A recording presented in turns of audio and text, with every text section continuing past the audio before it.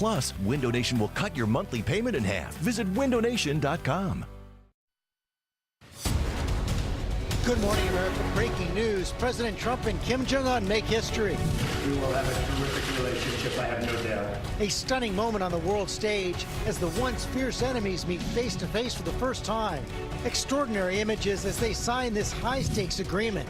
The North Korean dictator, who's boasted of weapons that could reach the United States, now commits to complete denuclearization of the Korean Peninsula and promises the world will see a major change. Now this morning, the first interview with President Trump, just hours after that historic meeting, sitting down with George. We've done something that we're very proud of. But can the president really trust Kim Jong-un? Kim is a brutal dictator. How do you trust a killer like that? Does the president have any concern striking a deal with this young dictator? Will I come back to you in a year and you'll be interviewing? I'll say, gee, I made a mistake. That's always possible. And only on GMA this morning, former NBA star Dennis Rodman, the only man to personally know Kim Jong-un and President Trump, right here on GMA, in reaction around the globe to this extraordinary moment. A special edition of Good Morning America starts now. Live from Times Square in Singapore, this is a special edition of Good Morning America. And we do say good morning, America. It is great to have you with us on this Tuesday morning, an historic morning, the first meeting between an American president and the leader of North Korea. You see George there in Singapore leading our coverage for ABC News, speaking with the president just moments ago. And George, there were so many extraordinary moments. Surreal is the word for it, Robin, and that is exactly the word that Kim Jong-un himself used, calling it like a science fiction movie. That was right after this moment that kicked it all off, that historic handshake between President Trump and Kim Jong-un.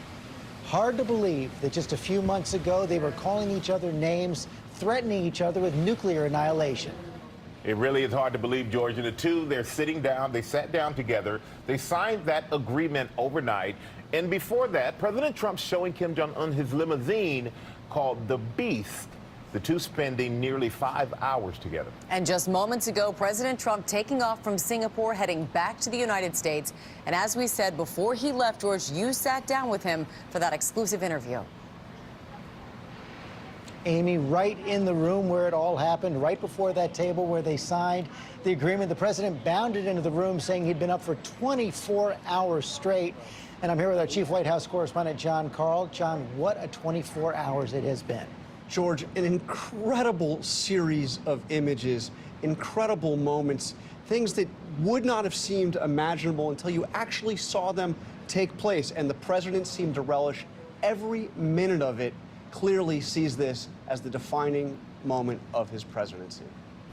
President Trump and Kim Jong-un emerged from their summit looking like old friends. What surprised you the most about Chairman Kim? Great personality and very smart. Good combination. The president, who once slammed Kim as Little Rocket Man, hailed him today as a great talent and a worthy negotiator. Will you be meeting again, sir? Will you be seeing each other again soon? We'll meet many times. Thank you very much, everybody. A remarkable turn from the nuclear brinksmanship of just weeks ago. Trump and Kim making what might prove to be a momentous step towards peace. Both leaders signed a joint document committing to work towards, quote, complete denuclearization of the Korean Peninsula. President Trump holding up those signatures for the world to see. Kim Jong-un said they decided to leave the past behind and that the world will see major change. Mr. President, did he agree to denuclearize, sir? We're starting that process very quickly. Very, very quickly. Absolutely. But the agreement is short on specifics, like whether the denuclearization will be verifiable and irreversible. And it comes with significant concessions from the president, guaranteeing Kim's security, even vowing to end joint military exercises with South Korea. And the agreement includes no mention of human rights. Whatever the ultimate outcome, history was made with that first handshake. At first, stern faces before the cameras. Those turned to smiles and even laughter. Kim even noting the surrealness of the moment. Many people in the world will think of this as from a science fiction movie, he said. They'll be tremendously successful. And it's my honor and We will have a terrific relationship, I have no doubt. It was not an easy path here, Kim said, but we've overcome everything and come to this place. For the North Koreans, it meant putting aside their disgust with U.S. National Security Advisor John Bolton, a man they once called human scum. Bolton was seated across the North Korean delegation during the lunch, the president attempting to lighten the mood with a joke. Getting a good picture, everybody, so they look nice and handsome and thin. Beautiful. Perfect. The president even gave Kim a look inside his armored Cadillac known as the Beast. Thrust into the spotlight, Kim smiled and played along, but was cautious and reserved. Mr. President, will you invite Chairman Kim to the White House? Absolutely, I will. Mr. Kim, would you like to come to Washington? Thank you. Thank you, everybody. There are so many details to be worked out, particularly, George, on the issue of denuclearization. The president couldn't even say today how long this process would take, but he did say that he has directed his Secretary of State, Mike Pompeo, and his National Security Advisor, John Bolton, to begin the process of talking to following up on this with the North Koreans next week. Right. This is just the beginning of the process. As you say, North Korea has not followed through on past agreements. We also didn't hear all that much from Kim today, but the president was eager to talk, and we sat down right after they signed that agreement. We saw you sign the agreement right in this room. You also said you developed a special bond with Kim. Describe that bond. Well, it's been a very intense day, and as you know, we discussed things over the last few months. You did. You've spoken with him before. I have spoken, yes. I have spoken to him. I've spoken to a lot of his people. As you know, his, I would say, very top person was at the White House last week. And so we've developed a pretty good relationship in terms of getting something done. It got done. I think it's a terrific document. It's a starter, but it's a terrific document. I think far more. And there are things that we negotiated after that document that are also very important. They're going to get rid of certain ballistic missile sites and various other things. We're going to put that out later. But we have the framework of getting ready to denuclearize North Korea. And the phrase in the document is complete denuclearization of the Korean Peninsula. Does that mean that the nuclear umbrella that we have over South Korea is on the table for negotiation? No, that means that they're going to get rid of their nuclear weapons. We never even discussed the other. They're going to get rid of their nuclear weapons, George. And I think they want to do it relatively quickly. Now, we're going to see. I mean, they're going to start working on it immediately. We're going to work with South Korea. We're going to work with Japan. We're going to work with China. But it really has been an incredible exercise. You've set the bar for nuclear agreements by criticizing the Iran nuclear deal. Said it's the worst deal ever made. Does that mean that any deal with North Korea has to be tougher than the Iran deal? I don't think a deal could be softer. First of all, we're not paying $150 billion, okay? We're paying nothing from that standpoint other than you will see what happens. I think there's going to be a great partnership with Japan and with South Korea. President Moon has been terrific. But they have to get Prime Minister Abiy has been. They have to get rid of all their nuclear weapons. They've got to get rid of. Yeah, they food. will. I think they will. I really believe that he will. I've gotten to know him well in a short period of time. Yeah, sure. It's denuking. I mean, he's denuking the whole place, and he's going to start very quickly. I think he's going to start now. They'll be announcing things over the next few days, talking about other missile sites because they were, as you know, they were sending out a lot of missiles. There was a period of time where I was saying, what are they doing? Every week, it seems, another missile went up. I mean, they're going to be getting rid of sites. Is he going to stop testing?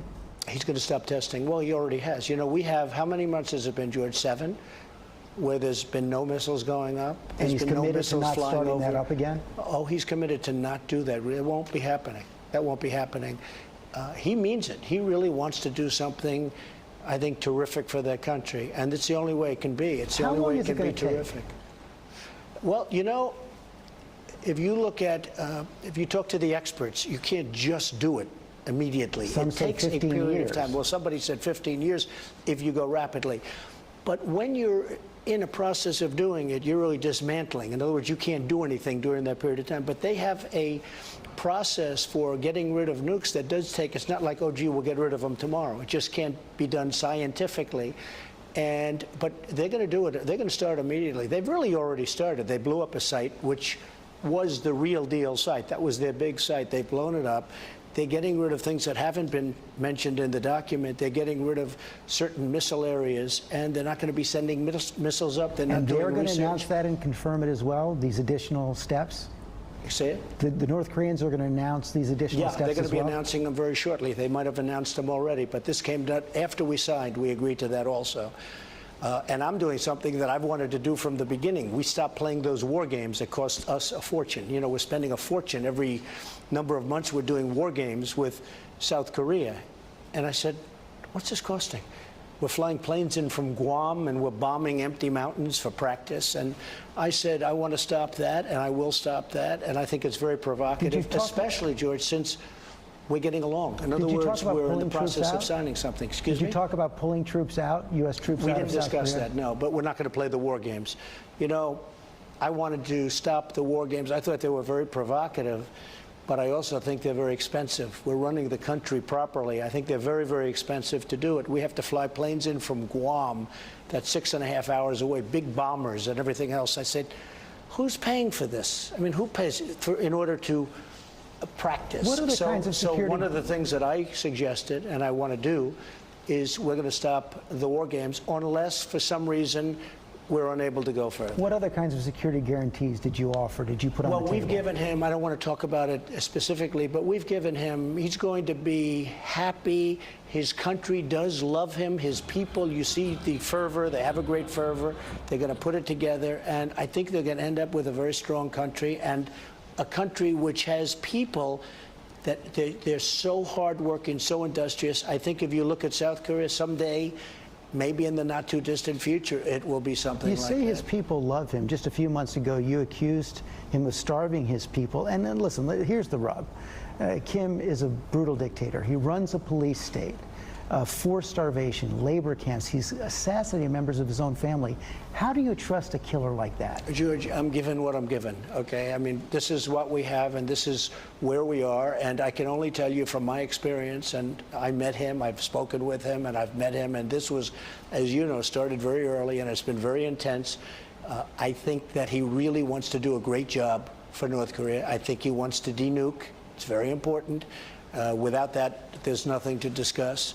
That was on the table at the beginning, and you see a total denuclearization of North Korea is so important, and he wants to do the right thing. Now, with all of that being said, I can't talk about, it doesn't matter. We're starting from scratch. We're starting right now, and we have to get rid of those nuclear weapons. How do you trust him, though? Is he willing to change? Do you believe he's changed? Well, you know, over my lifetime, I've done a lot of deals with a lot of people, and sometimes the people that you most distrust turn out to be the most honorable ones, and the people that you do trust, they are not the honorable ones. So we are starting from a very high plane. We're starting from a very good relationship. This has been a very big day in terms of the world. I think it's been maybe a lot of people are saying it's historic. We're all calling it historic. Yeah, even my enemies are calling it historic. And, you know, the fact is that we've done something that's very unique. Nobody's met with the family. Nobody at a high level. No president has. No president has, certainly. And we've done something that we're very proud of. It's a very strong document. His father made agreements with the United States and then said he was going to freeze nuclear weapons, then backslid. Didn't keep the commitments. Right. And he talks about that. He said that, you know, there are reasons he didn't because he was let down by the United States, but that's irrelevant. What he's doing, and he very much said that. He said, you know, over the years, first of all, they've never gone this far. You know, they've never been at a level like this, and his father never dealt with the president and a lot of other things. But he said, it's very much in his mind. He said, we are going to get this done. In the past, we've tried, but it never worked out. And it never did work out. And it was embarrassing, actually, to the United States and to our leadership. This is different. I believe you'll find in the years to come, George. I think you're going to find this different. How are you going to know he's keeping his word, he's committed to this? Well, we're going to be following things. We're going to be monitoring things. We're dealing with him on a constant basis. Secretary of State Mike Pompeo did a very, very good job, great energy, and they have a great relationship. His counterpart, they have a really good relationship. They're moving along, they're getting it done. I mean, I've been up 24 hours now straight between phone calls and, you know, working it. This is this is 72 years we're talking about, and we put it into one very intensive day and some meetings beforehand. But a lot of people look at Kim Jong-un and say there is no way he is ever giving up those nuclear weapons. That's why he survives. That's why he was in this room today. Well, I think we have to disagree. Otherwise, I wouldn't be here. Or I would have respectfully, I would have shaken his hand. I would have said, listen, I'll see you sometime, but I wouldn't have had any interest. No, this was very important. It's in the first paragraph, and it says complete, total denuclearization. Without that, I wouldn't have been interested. I believe that he wants to get it done. You trust him? I do trust him, yeah. Now, will I come back to you in a year and you'll be interviewing? I'll say, gee, I made a mistake. That's always possible. We're dealing at a very high level. A lot of things can change. A lot of things are possible. He trusts me, I believe. I really do. I mean, he said openly, and he said it to a couple of reporters that were with him, that he knows that no other president ever could have done this. I mean, no other he knows the presidents. He knows who we had in front of me. He said no other president could have done this. I think he trusts me, and I trust him. Ronald Reagan said trust but verify. Yeah. How do you verify this commitment? Well, we're going to be verifying, and we're going to be working with them, and it's going to be much more open than it is right now. Right now, it's obviously very closed. It's a closed society. We know very little about, if you ask intelligence, they will tell you probably they know less about this area of the world than they do any place anywhere in the world. We're going to be working very closely with them. We've developed great relationships at different levels. Mike Pompeo's got really very good, strong relationships, and others have also. Today we introduced them to John Bolton, which was a very interesting thing. And he says, how do you know Kim Jong-un is lying? His lips are moving. By the end of that conversation, it was good. I think they have good trust. Final question. When is Kim coming to the White House? Well, I want to get it along. I want the process to start. I want to see some real work going on, which I believe I will. And I would love to have him at the White House, whatever it takes. And I would love to have him at the White House. And I think he'd love to be there. And at a certain point, when it's all complete, I'd love to be there. And guys, you can see from that area, those exchanges I had with President Trump, how much he is banking on this personal relationship with Kim Jong-un. What a contrast to the words he used about Kim Jong-un just a few months ago. He says he trusts him. He says Kim Jong-un means it when he says he's going to get rid of the nuclear weapons. Of course, we are all waiting to see if that is really true, if Kim Jong-un is going to do what his father didn't do, what his grandfather didn't do. But right now, we know that President Trump believes that personal relationship has started something new between the U.S. and North Korea. Time will tell if he's right. Time will tell. It's obvious that there does appear to be trust there. I know coming up, you also talked with the president before going to Singapore. Of course, he was at the G7. A little bit different there than it is there in Singapore. Yeah, it's been quite a strange few days because the president, even as he's reaching out to Kim Jong-un, a sworn enemy of the United States, as the president just said there for 65 years, had such harsh criticism for our allies, including the Canadian Prime Minister Justin Trudeau, who he called weak, who he said was making false statements. I asked the president about that, pressed him about that. We'll hear his explanation in the next half hour. All right, George, thank you very much. And so we will have much more from George in Singapore ahead. But now let's go over to Ginger. And we are going to go straight to the Tuesday Trivia, sponsored by Walgreens. Stretched, smooth, scarred, soaked. The sun does not care, but we do. Walgreens beauty consultants are specially trained to know what works for the health of your unique skin. Walgreens, trusted since 1901. Now, all sun care products are buy one, get one 50% off. A little chilly this morning for some of you. Our temperatures are starting out in the 50s. We'll quickly hit the 60s and then 70 degrees or so, 75 by the time our parade kicks off. Yes, it's the day for our Capitol's Victory Parade. Short sleeves, get your red, ready to rock it today. Sunglasses on too. Sunshine for today as we hit a high temperature of 75 to 76. Much warmer tomorrow. Temperatures will be going into the 80s. And Father's Day weekend right now, we could see a few clouds Sunday morning. The high also 87. Up next, we'll have much more on the historic nuclear summit and George's exclusive interview with the president, what he's saying about this moment with our allies, the story behind the picture that so many are sharing. And former NBA star Dennis Rodman here only on GMA this morning. We're going to hear what he has to say about his friend Kim Jong-un.